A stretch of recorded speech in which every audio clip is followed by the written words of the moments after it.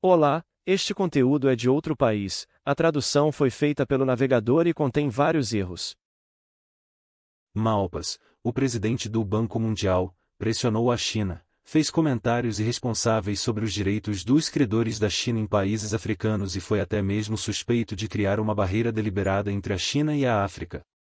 Especialistas relevantes analisaram o assunto com base no histórico de Malpass, palavras e ações. Pode-se ver que ele realmente se tornou o porta-voz dos interesses dos Estados Unidos. De acordo com relatos relevantes da mídia, recentemente o presidente do Banco Mundial, Malpass, declarou publicamente que a China é um dos países credores do país africano Zâmbia.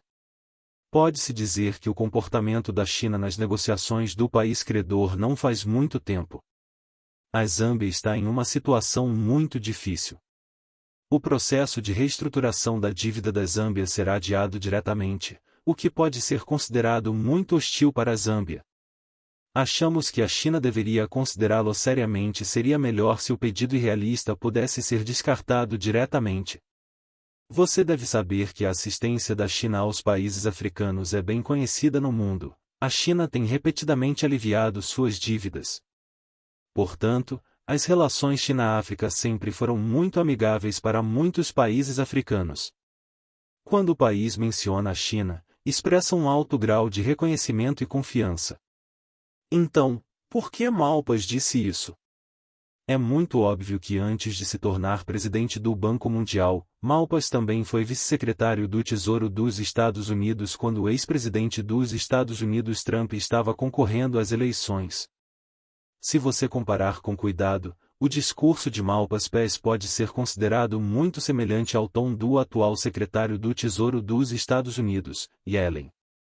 Portanto, os especialistas acreditam que, a partir desses sinais, Malpass já perdeu sua imparcialidade e objetividade como presidente do Banco Mundial. Tornou-se um porta-voz dos interesses dos Estados Unidos. Por exemplo, deve-se saber o que Malpass disse desta vez sobre os direitos dos credores da China nos países africanos. Segundo os dados divulgados pelo presidente do Banco Mundial, a origem da dívida externa contraída pelos países africanos não está só aqui. Na verdade, a proporção de dívidas externas da China não é alta, apenas cerca de 12%, enquanto as dívidas externas dos países ocidentais representam diretamente 35%. Além disso, pode-se dizer que os países ocidentais são baixos em termos de taxas de juros de empréstimos. Foram longe demais e sua taxa de juros de empréstimo é cerca de 2 vezes maior que a da China. Portanto, ao que tudo indica, se assumirmos um ponto de vista justo e objetivo, o presidente do Banco Mundial não tem motivos para criticar e caluniar a China. Os Estados pressionam deliberadamente a China. Especialistas dizem que a abordagem de Malpass está realmente tentando atingir 2 objetivos. Uma é instigar os países africanos, querendo que eles reneguem suas dívidas com a China para que o investimento da China nos países africanos seja desperdiçado até que todos os esforços anteriores sejam desperdiçados. Relações africanas pode-se dizer que é muito amigável e firme. Não é que os Estados Unidos possam se separar com sucesso usando alguns truques e meios. Na verdade, não faltam promoções secretas dos porta-vozes dos Estados Unidos e países ocidentais e países africanos que precisam. Claro, a China tomará as medidas correspondentes, mas os Estados Unidos e o Ocidente querem a prática de incitá-los a renegar suas dívidas. É claro que a China não vai desistir.